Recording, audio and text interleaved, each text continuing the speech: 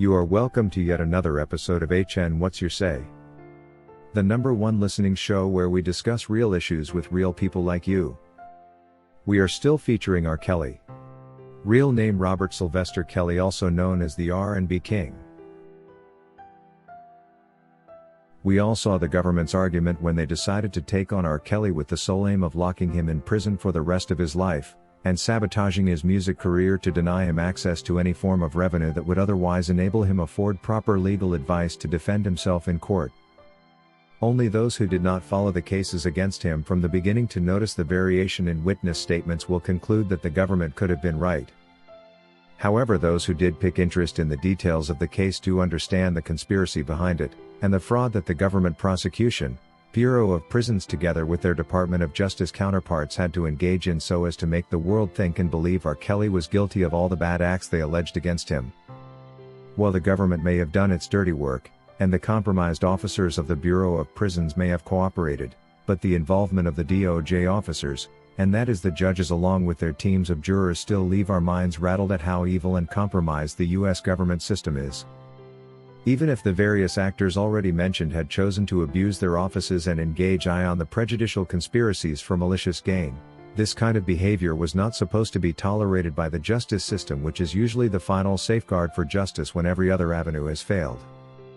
Some of the decisions which were made by the jurors until today have remained saddening and embarrassing for the institution, and because they do defy logic, we are right to say every member of the jurors' panels both New York and in Chicago was likely compromised, or perhaps completely brainwashed by the strong media narrative that sought to implicate the R&B King. By now we all do understand that it's not every time that women say they have been abused that they are actually abused. Because of the global move to present women as the disadvantaged group that is vulnerable to the rest of society, we have come to a point where some women are using this privilege to harvest material gains from men they have been with through an endless array of lawsuits. And the case against R. Kelly is not any different. We saw the government parade over 40 witnesses to speak the worst of R. Kelly during the New York trial, many telling all kinds of lies on him to influence the jurors into thinking Mr. Kelly was a very bad man on the record. This was largely successful considering we saw the jurors who had watched the surviving R. Kelly documentary rule in the government's favor even on matters that should have been straightforward. Hate him or love him, it's clear that R. Kelly was never involved in any form of racketeering, which would suggest that he did operate in an illegal enterprise rooted in the crime of sexually exploiting and abusing women. If he did sleep with any underage girl according to federal law, that is something completely different and separate for the government to prove, but this doesn't necessarily indicate an illegal enterprise. When Judge Ann Donnelly responded to attorney Jennifer Bonjean's pre-sentencing motion that suggested the government failed to prove an illegal enterprise, she did mention that because R. Kelly did own his music management entity whose job was solely to manage and promote his music group, then the government needed not prove an enterprise theory, but she was so wrong and so was the team of jurors that she deliberated with. We have said it time and again that being a part of an enterprise does not necessarily qualify a defendant for RICO charge. In order for one to qualify for these charges, one must be either the head or a part of a team registered as an entity or not, whose purpose is to engage in the alleged criminal activity. This could be trafficking, this could be sexual exploitation or any other act of crime performed by the members as a common purpose. There was no such arrangement with R. Kelly and his music management team. If anything, the team, which included the likes of Diana Copeland, did not only continue to do their assigned roles aimed at making sure R. Kelly's career remained successful, but they also didn't engage in any such acts as alleged by the RICO charges which appeared on Mr. Kelly's charge sheet.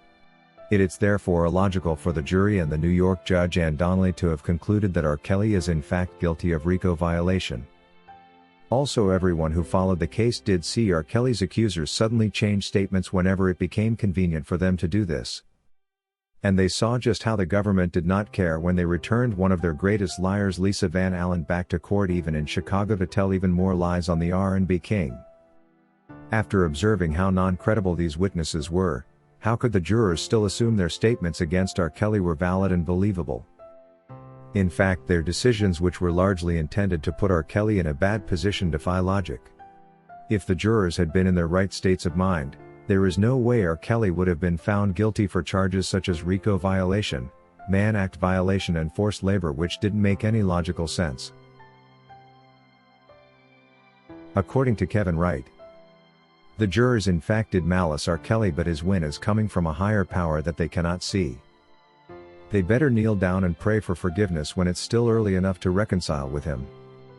Otherwise, whoever is involved in the malicious campaign against him, or in actions aimed at making his life difficult, will eventually have to pay the price. Some, such as Michael Avenatti and Tasha K, are already feeling the heat, but when he is finally out, lawsuits will be flying left and right, so his haters better be prepared. Messing with R. Kelly is in fact largely the reason Kim Fox announced her departure prematurely.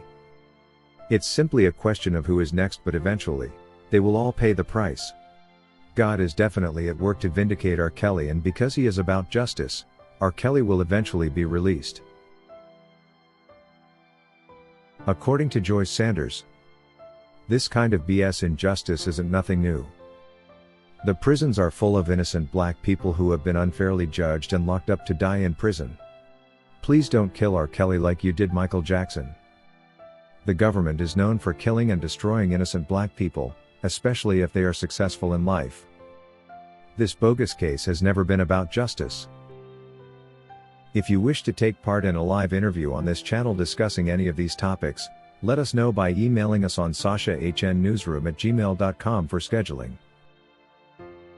That is all we had for you today on HN What's Your Say. To keep updated whenever we post a new video, subscribe to this channel now. Also remember to hit the bell icon and enable notifications. And feel free to share your opinions with us in the comment section below, and let us know if you would like us to publish your views in our next release. We value all our subscribers' opinions.